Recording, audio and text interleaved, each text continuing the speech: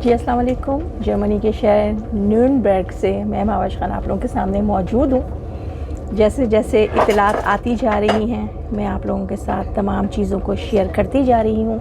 जिनको पिछले चीज़ों का नहीं पता उनके लिए मैं तमाम चीज़ों को यहाँ शेयर करूँगी कि सुबह जब हम निकले थे सफ़र पर तो हमें जो है ना किसी बच्चे की कॉल आई मेरे हस्बैंड को, और पता ये चला कि कल रात को ब्रांडनबर्ग जो है ना वो बर्लिन ब्रांडनबर्ग एयरपोर्ट पर एक पाकिस्तानी बच्चा स्टूडेंट जो है वो आया है जिसको इमिग्रेशन वालों ने रोक के रखा हुआ है। और वजह ये बताई कि उस बच्चे का जो है ना उन्होंने कहा कि आपका जो है ना वो पहली ख़बर जो हमें मिली, आपका जो है ना वो वीज़ा जाली है, आपका एडमिशन भी जाली है, आपके पास जो ब्लॉक अकाउंट है वो भी जाली है और आपकी इंश्योरेंस भी जाली है। तो ये ख़बर सुन के मुझे बड़ा ही अजीब सा भी लगा और बड़े मतलब नाकाबिले यकीन ये एक ख़बर थी, एक बात थी कि जर्मनी का वीज़ा जाली ऐसा हो नहीं सकता।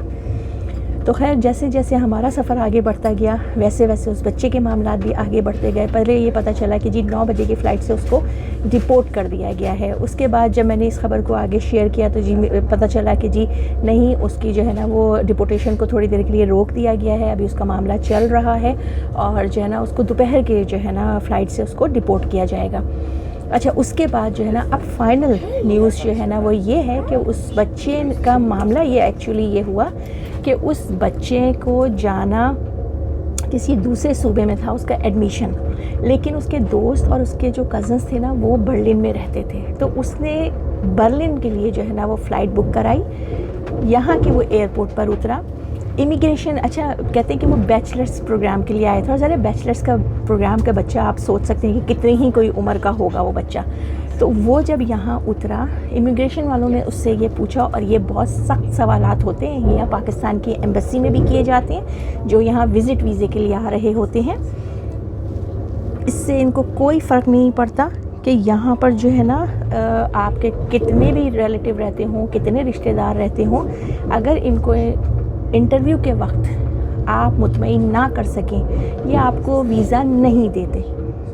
अभी पिछले दिनों जो है वो मेरी एक दोस्त के पेरेंट्स का जो है ना वो वीज़ा रिजेक्ट हुआ है सिर्फ इस बेस पर कि वो उनकी इकलौती औलाद थी जो यहाँ रहती थी। पाकिस्तान में उनकी कोई औलाद नहीं थी। यही मामला मेरे घर वालों के साथ भी हुआ था। ये लोग ज़रूर पूछते हैं ये सवाल कि आप की क्या गारंटी है कि आप वापस आएंगे, क्योंकि इनको हर बंदे पे ये शक होता है कि ये वहाँ जाके स्लिप हो जाएगा, और इनका शक करना बनता भी है। पिछली जो जितनी भी न्यूज़ मैंने आप लोगों को दी हैं उसमें यही हुआ है ना कि आप यहाँ स्पोर्ट्स के लिए आ रहे हैं, आप यहाँ पर किसी खेल वगैरह के लिए आ रहे हैं और यहाँ आके आप लोग स्लिप हो जाते हैं, तो उसका असर इन चीज़ों पर पड़ता है। तो इमिग्रेशन के सवाल तो बड़े टफ़ होते हैं। तो खैर यहाँ के इमिग्रेशन वालों ने जब उससे बात की और उससे ये पूछा कि आप यहाँ कितने दिन ठहरेंगे, तो शायद उसको ये समझ में आया कि जर्मनी में कितने दिन ठहरेंगे, जबकि उन्होंने बर्लिन का पूछा था।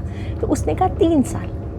जैसे उसने कहा 3 साल, उन्होंने कहा इसका मतलब है ये तो आगे जाएगा ही नहीं, ये तो वापस जाएगा ही नहीं, ये तो यहीं रुक जाएगा। तो उसको उन्होंने एयरपोर्ट से निकलने ही नहीं दिया और सारी रात उसको एयरपोर्ट पे रखा। आज सुबह जो है ना उसके दोस्तों ने, जैसे मैंने बताया ना कि हम सबसे उन्होंने कांटेक्ट किया, सोशल मीडिया पे जो है वो किया। ज़ाहिर वीकेंड था, किसी वकील का मिलना मुश्किल था, लेकिन बहरहाल पता चला कि जी वकील भी मिल गया है कोई। अच्छा, फिर जो है ना पता चला कि जी उसकी फ़्लाइट उन्होंने डिले कर दी है। अब आखिरी ख़बर में ये है कि उस बच्चे का यहाँ वीज़ा रिजेक्ट कर दिया है क्योंकि वो अपना केस सही तरीके से नहीं क्लियर कर सका, नहीं लड़ सका। तो अब वो उसको वापस भेज दिया गया है। सोचें कि यहाँ जो है उसका वीज़ा उसको कैंसिल कर दिया गया है। तो अब ये है कि चीज़ें उसकी ओरिजिनल हैं, हर चीज़ उसकी ओरिजिनल है। जिस वक्त उन्होंने चीज़ों को चेक करना चाहा उस वक्त वो चेक नहीं हो सकी। सारी वेबसाइट्स का कोई मसला आ गया, कोई इंटरनेट का मसला आ गया, कहीं जो है ना वो कोई रिप्लाई नहीं था, जो वो सारी चीज़ें उस बच्चे के अगेंस्ट चली गई, जो उसके पास ये कहना चाहिए ना कि सबूत के तौर पर जो चीज़ें थी। तो बहरहाल आखिरी ख़बर तक यही है कि उस बच्चे को वापस भेज दिया गया है। वो अपना मुकदमा सही तरह से नहीं लड़ सका।